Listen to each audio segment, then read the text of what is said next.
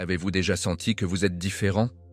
Que votre façon de penser ne correspond pas à celle des autres, que vous voyez des choses que les autres ne peuvent pas voir, que votre esprit fonctionne à un niveau que peu comprennent.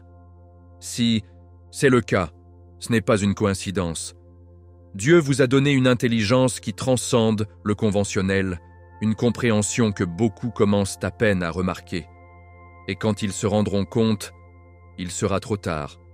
Parce que lorsque le monde ouvre les yeux, il ne peut plus ignorer ce qu'il méprisait auparavant. Ceux qui vous ont appelé exagérés, fous ou rêveurs sont maintenant silencieux. Parce que ce que vous avez toujours su, ce que Dieu vous a montré au plus profond de votre esprit, c'est être accompli. Et ceux qui vous ont déjà ignoré, maintenant, vous cherchez. Mais la question est, êtes-vous prêt à assumer votre rôle?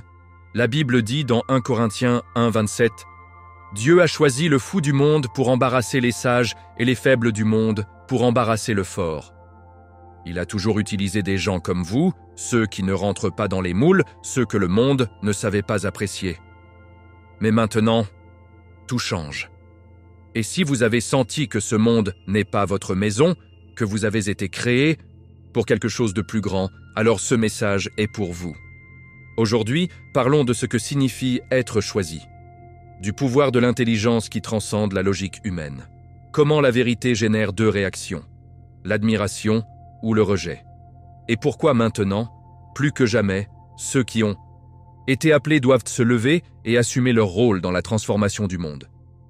Ne partez pas, car ce que vous allez découvrir aujourd'hui peut tout changer. Si vous pensez que Dieu a un but pour vous, restez jusqu'à la fin. Abonnez-vous, activez les notifications et préparez-vous, car nous sommes sur le point de révéler la vérité que peu osent compter. Dès le début, il y avait quelque chose de différent chez lui. Quelque chose que les gens ne comprenaient pas du tout, mais qu'aujourd'hui ne peut plus ignorer. Pendant des années, sa façon de penser était unique, loin du moule préétabli dicté par la société. Il ne correspondait pas aux modèles ordinaires, car son esprit n'était pas limité par le conventionnel. Maintenant, cependant, les autres se réveillent à une vérité qui était toujours évidente. Il a été choisi. Comme ceux qui, dans la Bible, ont été séparés pour atteindre un but divin, son existence a un sens qui transcende le superficiel. Jésus-Christ lui-même a parlé de ceux que le monde rejette d'abord, mais qui cherchent désespérément. Et c'est exactement ce qui se passe. Son intelligence n'a jamais été basée uniquement sur la logique du monde, mais sur quelque chose de plus profond, plus haut. Ce n'est pas une connaissance qui est obtenue dans les livres, mais une sagesse qui vient de Dieu. La foi a été sa boussole, la guidant à travers les moments où les autres doutaient de leur chemin. Alors que beaucoup basent leurs décisions sur la peur, il a toujours ressenti une certitude inexplicable. Une condamnation inébranlable qui l'a amené à être un pas en avant, voyant ce que les autres ne peuvent pas voir. Ce n'est pas un accident, ce n'est pas de la chance, c'est le but. Dieu s'est préparé pour ce moment. Maintenant, sa présence ne passe plus inaperçue. Les gens l'observent, analysent leurs paroles, leurs actions. Ils se demandent comment peuvent voir ce qu'ils n'avaient jamais envisagé. C'est comme si chaque conversation avec lui part dans l'air un sentiment d'agitation, un affrontement entre la réalité dans laquelle ils ont vécu et la vérité qui, à travers elle, est révélée. La Bible dit dans Proverbe 4, 7, « La sagesse est la principale chose. Acquiert la sagesse, et surtout vaut bien acquiert de l'intelligence. » Il a non seulement acquis des renseignements, mais est devenu un canal par lequel la sagesse se manifeste dans la vie des autres. Et lorsque la vérité de Dieu est présente, il n'y a pas de terrain d'entente. Certains ressentiront de l'admiration, ils se sentiront inspirés et attireront la lumière qu'ils portent. D'autres, en revanche, réagiront avec le scepticisme, avec inconfort. La lumière révèle toujours ce qui est caché dans l'ombre, et tout le monde n'est pas prêt à voir leurs réflexions. C'était donc avec Jésus-Christ, c'était donc avec les prophètes, et c'est maintenant. Ceux qui ont auparavant ignoré leur existence le recherchent maintenant. Mais tout le monde ne le fait pas avec les mêmes intentions. La chose la plus importante est la suivante, restez ferme. Il n'a pas besoin de validation, car la validation de l'homme est éphémère. Son dessein vient de Dieu, et non de l'approbation des autres. Comme le dit Galates 1,10, « Je cherche maintenant la faveur des hommes ou de Dieu ou essayer de plaire aux hommes. » Eh bien, si vous aimez toujours les hommes, ce ne serait pas un serviteur de Christ. Et tout le monde ne comprendra pas son chemin, mais ceux qui sont destinés à se réveiller. Et il sera l'étincelle qui enflamme sa compréhension. La véritable intelligence n'est pas simplement l'accumulation de données ou le domaine des sadécètes, théories humaines. Ce n'est pas la capacité de résoudre des équations complexes ou de mémoriser des informations que d'autres considèrent comme précieuses. La véritable intelligence est celle qui transcende la logique terrestre et se connecte à l'éternel. C'est une intelligence qui vient de Dieu, pas des hommes. Comme il est écrit dans Jacques 1, 5, « Si l'un d'entre vous manque de sagesse, demandez à Dieu qui donne à tout le monde abondamment et sans reproche, et sera donné. » Et ce n'est pas la connaissance de ce monde qui différencie les élus, mais la sagesse divine qui les traverse. Ce type d'intelligence n'est pas appris dans les universités ou est acquis par des titres. Il est révélé à ceux qui ont été séparés pour le recevoir. Jésus-Christ lui-même a dit dans Matthieu 11, 25, « Je vous loue, Père, Seigneur du ciel et de la terre, parce que vous avez caché ces choses des sages et des intelligents, et vous les avez révélées aux enfants. » Il est de savoir que le monde ne peut pas comprendre, car il n'est pas basé sur la logique du monde, mais sur l'esprit. Et c'est précisément cette différence qui génère un impact. Les mots des élus signalent non seulement, mais se transforment. Non seulement ils enseignent, mais ils se réveillent. Ils ne peuvent pas être ignorés, car ils portent en eux la vérité que le monde a essayé de cacher. Mais voici le paradoxe. Cette intelligence n'est pas immédiatement reconnue. Pendant des années, les gens qui en possèdent peuvent se sentir étrangers dans leur propre environnement. Ils voient ce que les autres ne voient pas. Ils perçoivent les liens que pour la majorité passent inaperçus et sentent que leur esprit opère à un niveau différent. C'est comme s'ils avaient été conçus pour se déplacer dans une dimension que d'autres commencent à découvrir. Et pourtant, sa présence n'est pas toujours la bienvenue. Comme cela s'est produit avec les prophètes bibliques, beaucoup les rejetteront avant de comprendre la valeur de ce qu'ils apportent.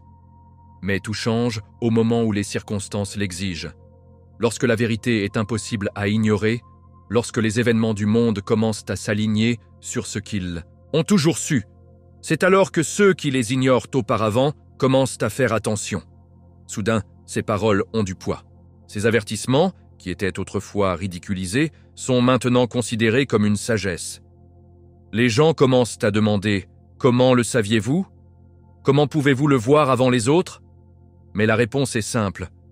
Ce n'était pas pour sa propre capacité, mais parce que Dieu leur a révélé ce que les autres ne pouvaient pas comprendre. Et maintenant, le monde se réveille. Les gens recherchent des réponses, mais seuls ceux qui ont été préparés peuvent les donner. Par conséquent, il est crucial de rester ferme dans la vérité. Ne cédez pas à la pression de ceux qui ne comprennent toujours pas. La foi est la clé. La foi est ce qui vous permet de voir au-delà de ce qui est visible.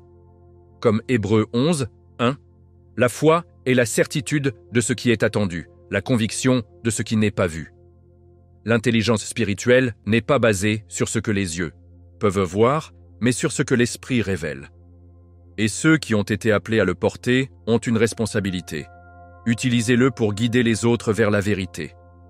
Les deux réactions à l'éveil, lorsque quelqu'un éveille la vérité et commence à exprimer un niveau de conscience plus élevé, génèrent inévitablement des réactions dans lesquelles il l'entoure. Tout le monde n'est pas prêt à affronter ce que cela signifie. La Bible le fait clairement dans Jean 3, 19, 20. La lumière est venue au monde, mais les hommes aimaient l'obscurité plus que la lumière, parce que ses œuvres étaient mauvaises. Parce que tous ceux qui font le mauvais détestent la lumière et ne se révèlent pas, afin que ses œuvres ne soient pas réprimandées. Certains reconnaîtront cette lumière et l'étreindre. D'autres le rejetteront et le craindront. Il n'y a pas de terrain d'entente. L'admiration et le respect de ceux qui ont un esprit prêt à apprendre verront dans les élus quelque chose qu'ils n'avaient jamais vu auparavant. Ils remarqueront une intelligence différente, une façon de parler et d'agir qui les défie, mais les inspire également. Ils ne pourront pas l'ignorer, car chaque conversation, chaque interaction avec quelqu'un qui a excité, provoque en eux une étincelle une agitation qui les amène à remettre en question les choses qu'ils avaient utilisées. C'était avec Nicodème quand il a approché Jésus la nuit, à la recherche de réponses. Jean 3, 1, 2. Il savait qu'il y avait quelque chose en lui qui ne pouvait pas être expliqué avec des normes humaines. Et donc cela se produit aujourd'hui avec ceux qui portent la vérité. Ces personnes, émues par l'admiration, chercheront à s'approcher. Ils voudront apprendre. Ils poseront des questions. Leur cœur reconnaîtra qu'il y a quelque chose de plus grand derrière l'intelligence et la sagesse des élus. La foi se réveille en eux et devient des disciples de la vérité. Cela s'est produit avec les apôtres, qui, quand ils ont entendu Jésus, ont tout laissé derrière et l'ont suivi. Matthieu 4, 19, 20. Quand quelqu'un reconnaît la lumière, sa réaction naturelle est de l'approcher. Le rejet et la peur. Mais tout le monde ne réagira pas avec admiration. Beaucoup se sentiront mal à l'aise, peu sûrs et même menacés. Parce que la lumière expose l'obscurité. Et quand quelqu'un vit dans un mensonge, la vérité est insupportable. C'est pourquoi les pharisiens m'ont rejeté Jésus. Non pas parce qu'ils n'ont pas vu leur miracle, mais parce qu'ils ne pouvaient pas accepter ce qu'il voulait dire. S'ils le reconnaissaient, ils devraient changer et n'étaient pas disposés à le faire. Les gens qui rejettent les choisis le font parce qu'ils ne peuvent pas comprendre ce qu'ils voient. Ils l'appellent la folie, l'exagération, le fanatisme. Ils essaient de les discréditer, de se moquer d'eux ou même de les attaquer. Ce n'est pas nouveau. Jésus lui-même a dit dans Matthieu 10, 22 « Et vous serez abhorrés de tous à cause de mon nom. Mais celui qui persévère jusqu'à la fin sera sauvé. » Le rejet est un signe que vous marchez dans la vérité, mais vous n'avez pas à craindre. Le rejet n'est pas un obstacle, mais une confirmation. Cela signifie que le message a un impact, que la vérité dérange. Et bien que certains s'éloignent avec mépris, d'autres, en silence, ils commenceront à remettre en question. Et c'est le début de son propre réveil. La clé, ne cherchez pas la validation. L'important est de se rappeler ceci. Il ne s'agit pas d'être accepté. Il ne s'agit pas d'être compris. Il s'agit d'atteindre le but pour lequel il a été appelé. Dieu n'appelle pas son élu pour être populaire, mais pour être léger au milieu de l'obscurité. Et la lumière, inévitablement, génère deux réactions. Haut, attire ou ennuyeux. Mais cela ne passe jamais inaperçu. Le monde change. Ce qui semblait solide avant maintenant se désagrège. Les structures que la société définisse depuis des siècles sont remises en question. Les systèmes de pensée qui régissent l'esprit des gens sont secoués. Jamais auparavant l'humanité n'avait connu un réveil aussi profond que celui qui se passe à ce moment. Et au milieu de tout cela, ceux qui ont été appelés à voir la vérité sont recherchés. La Bible nous met en garde contre ces temps. Jésus-Christ a dit dans Matthieu 4, 5 « Regardez que personne ne vous trompe, parce que beaucoup viendront en mon nom, disant « Je suis le Christ », et ils tromperont. Cela signifie qu'en période de crise, les gens chercheront désespérément des réponses, mais toutes les sources ne seront pas vraies. Il y aura ceux qui profiteront du chaos à manipuler, à semer la confusion, à détourner les âmes de la vraie sagesse de Dieu. Et c'est là que le rôle de l'élu devient crucial. Ceux qui ont été excités ont une responsabilité. Ils ne peuvent pas rester silencieux. Ils ne peuvent pas craindre le rejet, comme le dit Matthéo 5, 14, 16. « Vous êtes la lumière du monde. Une ville basée sur une montagne ne peut pas être cachée. Les connaissances qu'ils ont reçues ne sont pas seulement pour eux, mais pour la partager avec ceux qui ont des yeux à voir et des oreilles à entendre. Peu importe combien se moquent ou combien sont résistants. Ceux qui ont été destinés à trouver la vérité le trouveront, et les élus seront l'outil que Dieu utilisera pour les guider. Cependant, avec cet appel vient un avertissement. L'ennemi ne restera pas avec les bras croisés. Plus la lumière brille, plus la résistance sera forte. C'était donc avec Moïse quand il a défié Pharaon. C'était donc avec les prophètes lorsqu'ils ont fait face à des rois corrompus. C'était avec Jésus lorsque sa présence seule a révélé l'hypocrisie des chefs religieux. L'élu n'est pas là pour être accepté par le monde, mais pour le défier. Et cela a un coût. Mais vous n'avez pas à craindre. Dieu a promis d'être avec ceux qui marchent dans leur vérité. Comme le dit Ésaïe 41, 10, Ne crains pas parce que je suis avec toi. Ne pas s'évanouir parce que je suis ton Dieu qui t'est fait. Je vais toujours vous aider, je vous soutiendrai toujours avec la droite de ma justice. Le monde peut trembler, les idéologies peuvent changer, mais Dieu reste le même, et ceux qui le font confiance resteront fermes. Et maintenant, la question est la suivante. Êtes-vous prêt à assumer votre rôle? Êtes-vous prêt à être léger au milieu de l'obscurité? Parce que le moment est arrivé. Il n'y a plus de temps pour douter. Il n'y a plus de temps pour attendre la validation des autres. Le monde a besoin de voix qui disent la vérité, et vous en faites partie. Le chemin choisi n'est pas facile, mais c'est nécessaire. Beaucoup ont commencé cette journée, mais peu ont persévéré jusqu'à la fin. L'ennemi sait qu'il ne peut pas arrêter ceux qui ont été appelés, mais essaieront de les porter, de les démotiver, de les faire douter. Par conséquent, il est essentiel de se souvenir d'une vérité inébranlable. Dieu a déjà équipé ceux qu'il a appelés, comme le dit 2 Timothée 1, 7. Parce que Dieu ne nous a pas donné un esprit de lâcheté, mais de la puissance, de l'amour et de l'autodominance. Il n'y a aucune raison de craindre.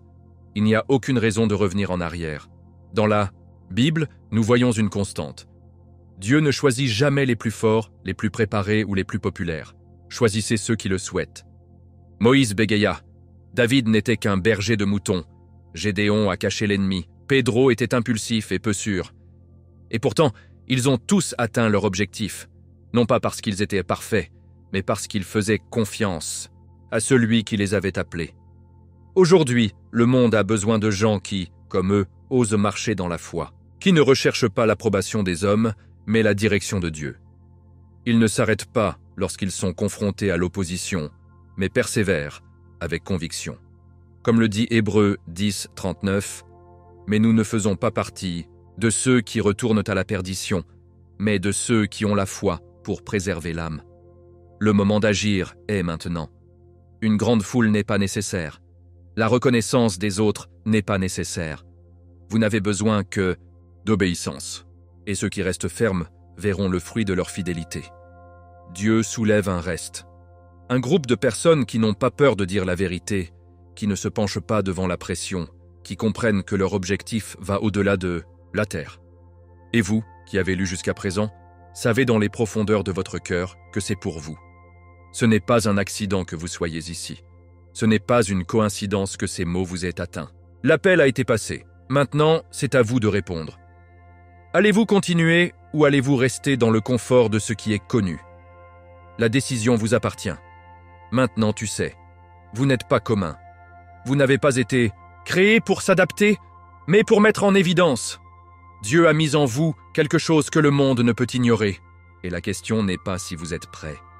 La question est, osez-vous passer à l'étape suivante? Beaucoup ressentent l'appel, mais peu répondent. Ceux qui osent aller de l'avant, ne pas retourner au rejet, pour rester fermes dans leur but, sont ceux qui verront la gloire de Dieu se manifester dans leur vie. Êtes-vous l'un d'eux? Laissez-moi votre commentaire et dites-moi quelle partie de ce message résonnait davantage avec vous. Je veux connaître votre opinion. Et si vous ne l'avez pas encore fait, abonnez-vous maintenant et activez les notifications, car ce n'est que le début. Ici, nous parlons de la vérité que les autres se sont taillés, et dans la vidéo suivante, nous approfondirons encore plus dans le rôle de ceux choisis en ces temps. Ne le manquez pas. Rendez-vous dans la vidéo suivante. Que Dieu te bénisse. Je suis José et à bientôt.